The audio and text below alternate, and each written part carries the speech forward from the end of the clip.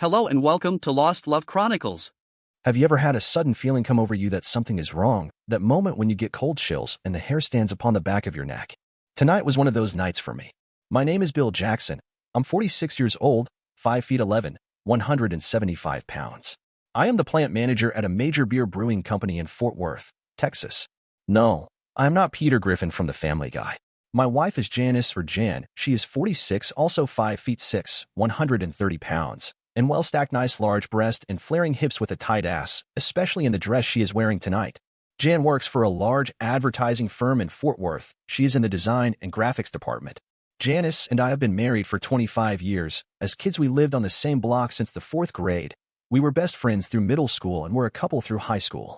Jan was even my date at the prom. That's the night we became a lot closer. We gave each other our virginity that night. Jan and I attended the University of Texas together for 3 years. The last 2 years we shared a one-bedroom apartment. I guess you can say we lived together. We have a daughter, Judy. She is 21 years old and going to the University of Oklahoma, the Trader, LOL. Judy is also engaged to Brad Johnson, a very nice young man from Oklahoma City. Brad is from Oil Money. His dad is a big wig in a major oil company in Norman, Oklahoma. Brad also is 26 years old, so he is a little more mature and head over heels in love with our daughter. We are very happy for both of them. My future son-in-law is studying business law. Judy was studying any class they put her in. No major, just going to school. She was a cheerleader and spending my money LOL. Jan makes about $55K per year at her job, and as a manager for the High Life Brewing Company, I brought home over 300 grand, so we were financially sound.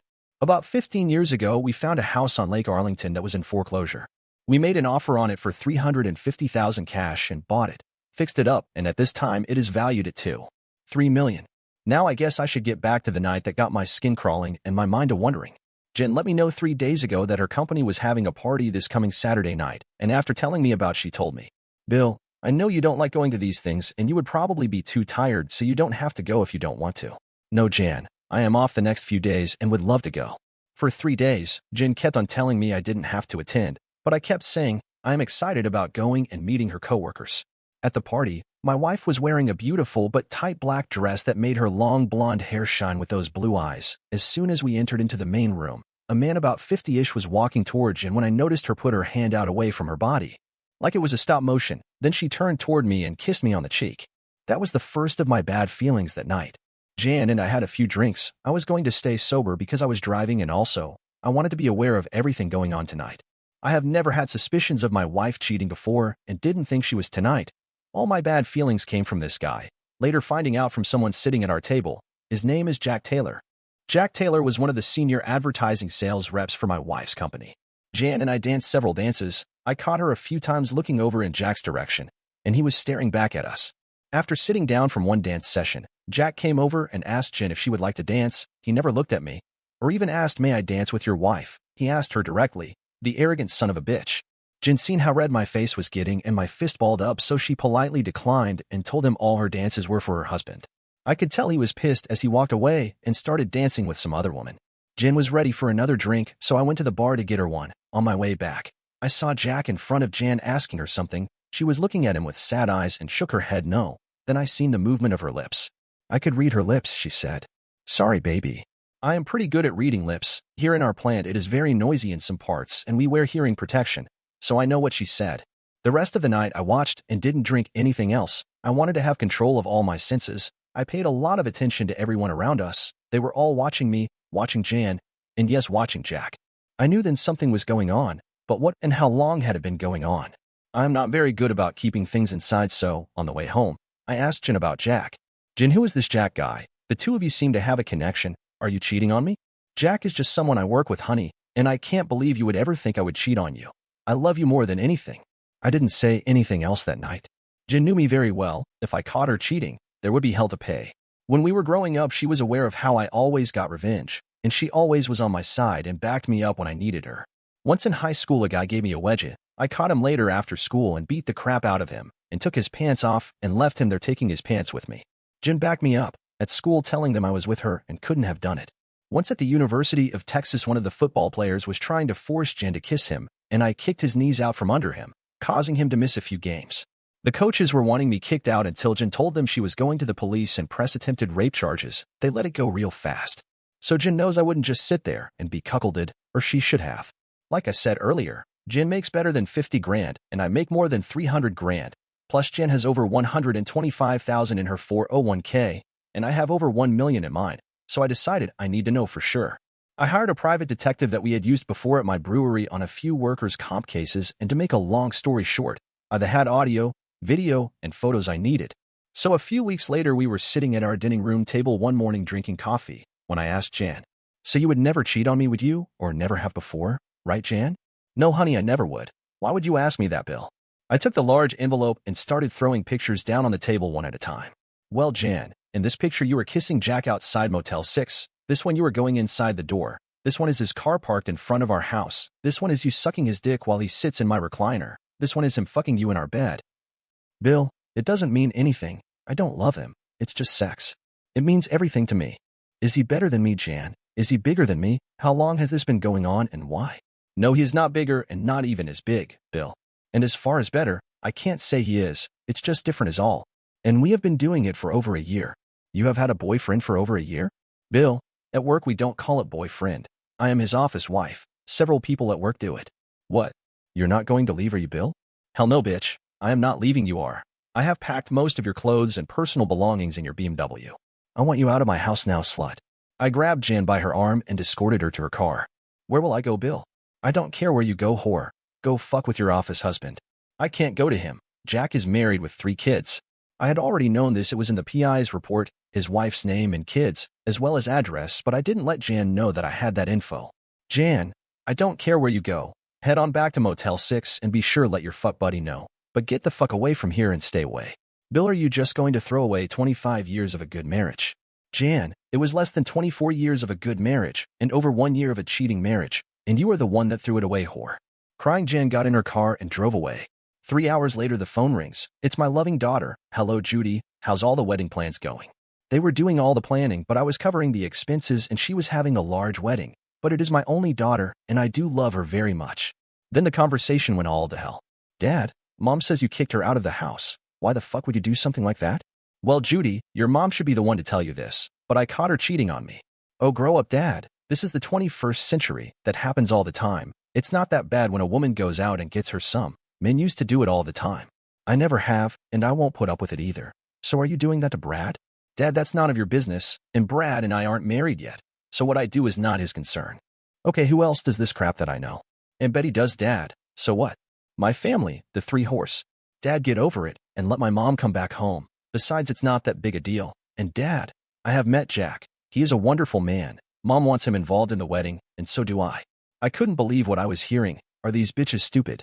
Did they fry their brains on drugs or something? "Well, Judy, if you want him in your wedding, let him walk you down the aisle, because if he is there, I won't be." Then I hung the phone up. My phone rang several times throughout the night, but I refused to answer it. 2 days later, Jen showed up at the house with a piece of paper. It was a court order. Her office husband did have a great lawyer, and she was granted a temporary order to be let back into the house until everything was resolved. She also wanted to talk about her affair. The stupid slut felt like it was not affecting our marriage. She was affectionate to me when I asked for it, and would continue be that way to me. And she seen no reason to stop with Jack. "Bitch, you know I will never put up with a cheating slut for a wife. And as far as wanting to be affectionate with you, I will never touch you again, slut. You can have the master bedroom since that's where you fucked him. I have been sleeping in one of the spares since I found out how big of a whore my wife was. But I am not a whore." "Jan, I don't care what you say. It doesn't matter anymore. I will file for divorce this week and get rid of your skanky ass." "Bill, I don't want a divorce, and besides, Jack and I have talked to his lawyer, and if you divorce me, I get the house and half of all our assets. Then you make more than I do, so I would get a big chunk of your check for alimony. So my dear husband, you might as well sit back and enjoy the ride, as Jack says." "Fuck you, and Jack, you whore." I got up and went into my bedroom. About midnight, Jen knocked on my door crying, saying she was sorry and she wanted it to work out for us, but she wanted Jack also. The next morning, I went to see one of our company lawyers. He pretty much said it would go as Jan had said. She would get the house and half of everything. Judy was out of the house, so there would be no child support. And yes, she would get at least $125,000 a year alimony. "Bill," he said, "you are fucked if you divorced her. Sorry, my friend." The next few days was calmer. We never spoke to each other. But the 3rd day, Jen asked me, "Are you still foolish enough to try for a divorce?" My lawyer is looking at it as we speak. "Fuck you, Bill. I will take everything you have." I didn't say anything else, just drank my high life. About an hour later, Jan had been talking on the phone in the dining room, and she brought me the phone. Someone needs to speak to you, Bill. Hello. Bill, this is Jack. Hey man, I know you were pissed, but you just need to go along with it, cucky boy. We will take everything and make your life miserable if you don't. Prick, you don't know who you're fucking with. You can have the slut. I don't want her anymore. She is damaged goods. So go fuck yourself and your whore. Then I slammed the phone down. I looked at Jan and couldn't believe how stupid her and asshole were. I had caught them by putting a private detective on them. I had video and audio. I had pictures. Speaking about the audio, if they were so smart, wouldn't they know the conversations in this house and on this phones were still being recorded? Stupid people. The next week, Jen met with her office husband 4 times. It was at Motel 6 and not here. I did tell her if she fucked him here again, I would kill them both. I think she finally believed me. The brewery that I worked for had been purchased last year by a larger brewery from Colorado, the Rocky Mountain one, yes. We were running both products out of our plant here in Fort Worth. We were using 2 managers, myself on my product, and the other product was being ran by James. James was the plant manager from Colorado. He was much younger and a very bright person. I liked him a lot. James had went through a divorce before he came here, so he knew what I was going through. Our company had been wanting to downsize and have just 1 manager. The good thing that was on my side was, we are unionized. They wanted the younger guy and James was from the purchasing company. They had been trying to buy me out. The latest offer was $500,000 and turning my retirement from the previous company over into stocks. What better stocks to have in this depressing world? Beer stocks, lol. James and I went to a local strip club close to the plant. James came here often seeing he was divorced and had nothing much to do every night. That's when everything came to me. It was in our chat. My life got better. Bill, I know what you were going through. That blood-sucking ex of mine got everything. I wish I had just sold off everything or gave it away and just ran off and never got a divorce. James, my friend, you are the smartest man I know. I downed my beer and shook his hand. Thank you, my friend. Then I walked out of the door and drove home. Luckily, Jan wasn't home. Guess she was out getting her office stick tonight. Jan didn't come home all night, and I realized how little I missed her.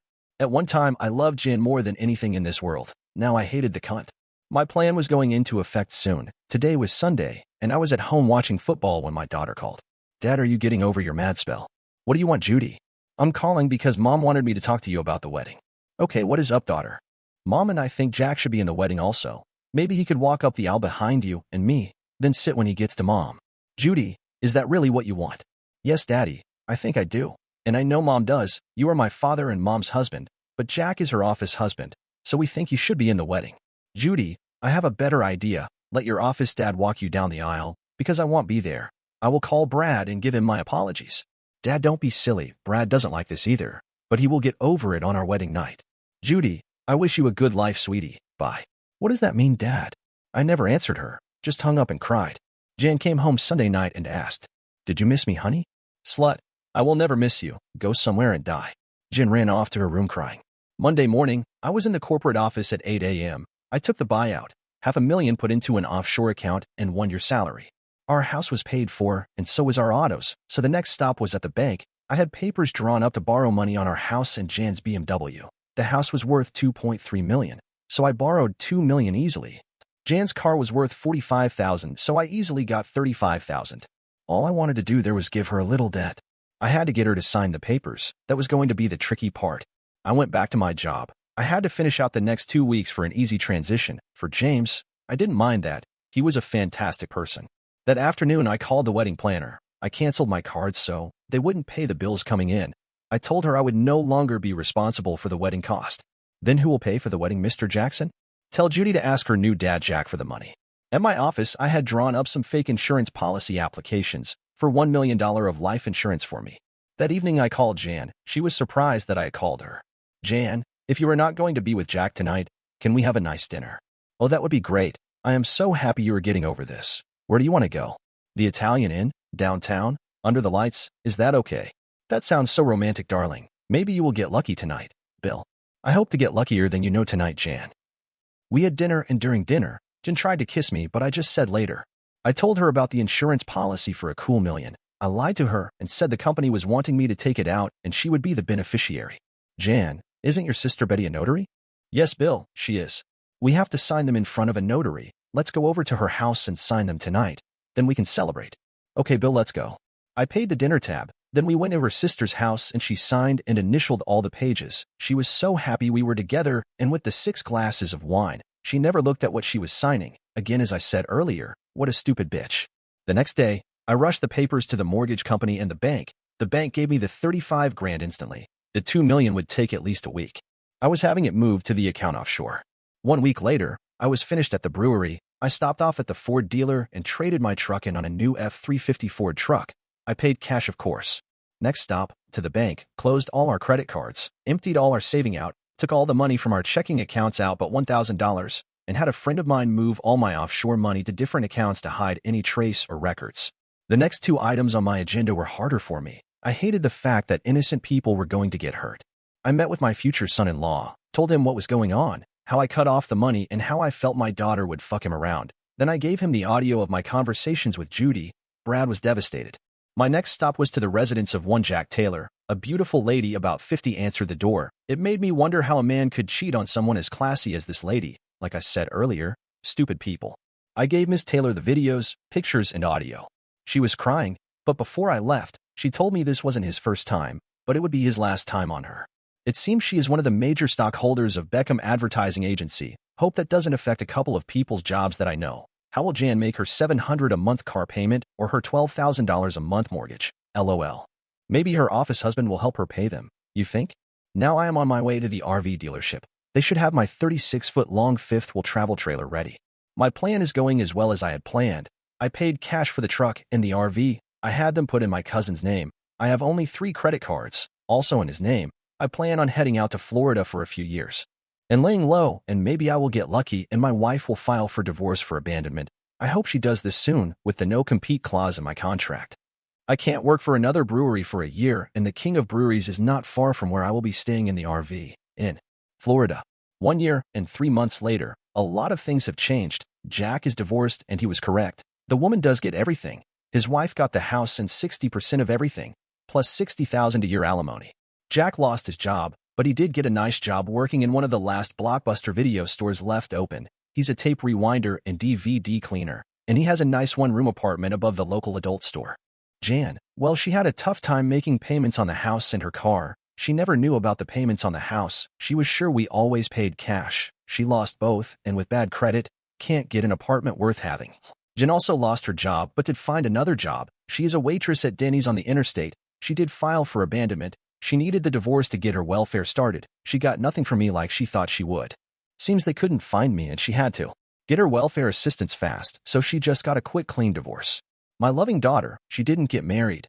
Brad confronted her about the audio tapes, and she said she didn't think it was all that bad if the wife got her some on the side. Same old story she told me. Brad called off the wedding. Judy lost her millionaire family. She lost her dad and now lives in a 2-bedroom apartment on the wrong side of town. She shares it with her loving mother. From what I hear, my wife and daughter are dating. Well, if you can call all the black men stopping by every night laying their $20 down as dating, then I guess they are dating pretty heavy. I am having a ball in southern Florida, all the bikinis here, the great weather, and a fantastic job working with the king of brews. Dear listener, if you have reached this far, please click on the subscribe button. It will be a great help.